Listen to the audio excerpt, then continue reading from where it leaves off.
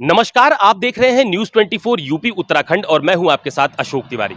आज हम बात करने वाले हैं समाजवादी पार्टी के कद्दावर नेता आजम खान की। अब सवाल इस बात का उठता है कि आखिरकार आजम खान की चर्चा आज क्यों हो रही है। दरअसल उत्तर प्रदेश सरकार में उप मुख्यमंत्री केशव प्रसाद मौर्य ने आज अपनी सोशल मीडिया साइट पर आजम खान को और अखिलेश यादव को लेकर जो कुछ लिखा है, उसने कई तरह के सवाल समाजवादी पार्टी के सामने खड़े कर दिए हैं।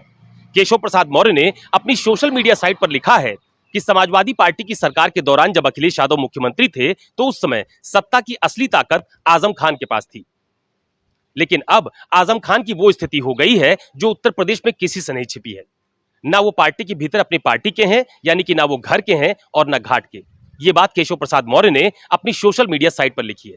केशव मौर्य ने यह भी लिखा है कि आजम खान को अखिलेश यादव का नाम सुनकर मितली आ जाती है, यानी एक तरह से आजम खान के पक्ष में केशव प्रसाद मौर्य के इस बयान को देखा जा रहा है। और समाजवादी पार्टी पर यह सवाल भी खड़ा किया जा रहा है कि जिस आजम खान के चेहरे पर उत्तर प्रदेश में समाजवादी पार्टी चुनावी मैदान में उतरती रही है, जो समाजवादी पार्टी के कद्दावर नेता रहे हैं, आज उनकी स्थिति क्या है।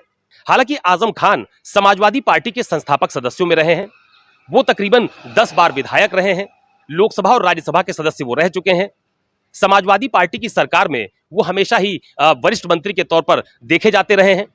और यह भी कहा जाता रहा है कि समाजवादी पार्टी की सरकार में आजम खान सबसे ताकतवर नेताओं में शुमार किए जाते थे।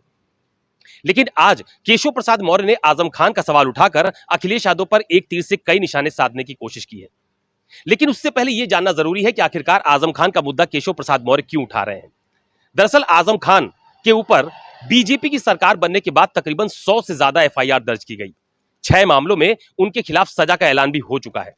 मौजूदा समय में आजम खान उत्तर प्रदेश की सीतापुर की जेल में बंद है और समाजवादी पार्टी के नेता, खासतौर पर रामपुर और आसपास के जो नेता हैं, वो लगातार इस बात का सवाल उठाते रहते हैं कि आखिरकार समाजवादी पार्टी ने आजम खान के लिए कोई बड़ा आंदोलन क्यों नहीं किया, या समाजवादी पार्टी की तरफ से कोई बड़ा आंदोलन क्यों नहीं करवाया गया, जबकि उनके खिलाफ इतने ज्यादा मुकदमे पंजीकृत किए गए, उनको 6 मामलों में सजा का ऐलान भी हुआ। हालांकि इस बात की नाराजगी आजम खान की पत्नी तंजीन फातिमा, जो कि समाजवादी पार्टी से राज्यसभा की सांसद भी रह चुकी हैं, उनकी तरफ से भी उठाया गया था। हाल फिलहाल जब वो सीतापुर जेल में बंद आजम खान से मुलाकात करने के लिए पहुंची थी और उसके बाद जब मीडिया से उनकी बातचीत हुई तो उनसे सवाल पूछा गया था, तो तंजीन फातिमा ने कहा था कि अब उन्हें किसी से भी कोई उम्मीद नहीं बची है। अब सारी उम्मीद कोर्ट पर टिकी है और ऊपर वाला ही उनकी मदद करेगा। तंजीन फातिमा के इस बयान को समाजवादी पार्टी से नाराजगी के तौर पर देखा जा रहा था। लखनऊ में एक प्रेस कॉन्फ्रेंस के दौरान अखिलेश यादव से भी आजम खान को लेकर सवाल पूछा गया था, तो अखिलेश यादव ने यह कहा कि तंजीन फातिमा सही कह रही हैं। उत्तर प्रदेश में बीजेपी की सरकार में किसी की कोई सुनवाई नहीं है और अब कोर्ट पर ही सबकी निगाहें टिकी हुई हैं।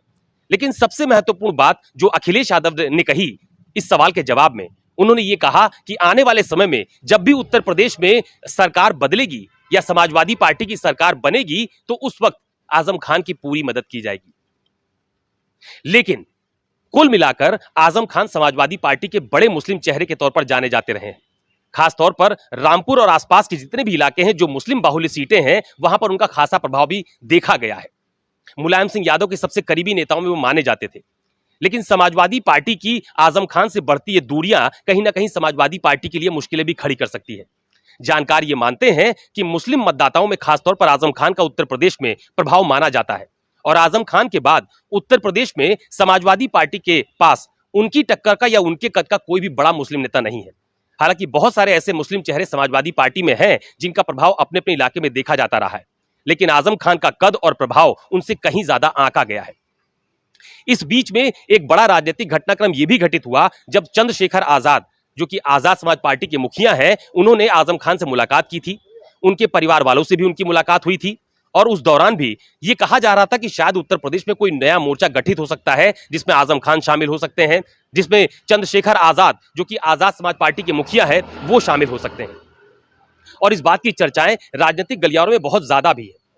ये कहा जा रहा है कि आने वाले समय में जैसे जैसे चुनाव नजदीक आएंगे, उत्तर प्रदेश में एनडीए और इंडिया गठबंधन के अलावा भी एक बड़ा मोर्चा गठित होगा।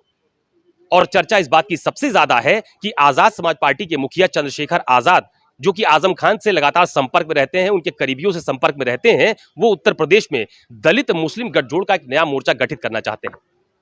तो कुल मिलाकर उत्तर प्रदेश की सियासत में एक बड़े मुस्लिम चेहरे के तौर पर जाने जाने वाले आजम खान की जो लड़ाई है, वो उनके परिवार वालों की अगर बात की जाए या उनके समर्थकों की बात की जाए, वो लगातार इस बात का आरोप लगाते हैं कि समाजवादी पार्टी को जिस तरह की लड़ाई सड़क से लेकर सदन तक आजम खान के पक्ष में लड़नी चाहिए, वो नहीं लड़ी गई। तो हो सकता है कि आने वाले दिनों में जब उत्तर प्रदेश की सियासत नई करवट ले, तो उस वक्त आजम खान कोई बड़ा फैसला भी ले, क्योंकि हाल फिलहाल समाजवादी पार्टी का कोई भी बड़ा नेता आजम खान से मिलने जेल नहीं गया है और इस बात को लेकर आजम खान के परिवार और उनके समर्थकों में नाराजगी भी देखी जाती रही है। तो क्या उत्तर प्रदेश में आजम खान को लेकर बीजेपी समाजवादी पार्टी पर और हमलावर होने वाली है? क्या केशव प्रसाद मौर्य ने अपना यह बयान ठीक उस वक्त जारी किया जब तंजीन फातिमा और उनके समर्थक लगातार आजम खान को लेकर सपा से नाराजगी जाहिर कर रहे हैं? क्या ये उसका एक बड़ा पॉलिटिकल माइलेज देने की कोशिश है? और क्या केशव प्रसाद मौर्य अखिलेश यादव को मुस्लिम विरोधी साबित करना चाहते हैं कि वो अपनी पार्टी के बड़े मुस्लिम चेहरे के साथ नहीं है, तो मुस्लिमों के लिए क्या कुछ करेंगे? हालांकि समाजवादी पार्टी लगातार बीजेपी पर तुष्टीकरण का आरोप लगाती रहती है। तो ऐसे में उत्तर प्रदेश की सियासत में अभी एक नया मोर्चा भी गठित हो सकता है और अगर आजम खान समाजवादी पार्टी से नाराज होते हैं तो खास तौर पर मुस्लिम वोट बैंक जो समाजवादी पार्टी के हिस्से में ज्यादा जाता हुआ माना जाता है, उस पर भी प्रभाव देखने को मिल सकता है। तो आज मेरे साथ बस इतना ही। नमस्कार।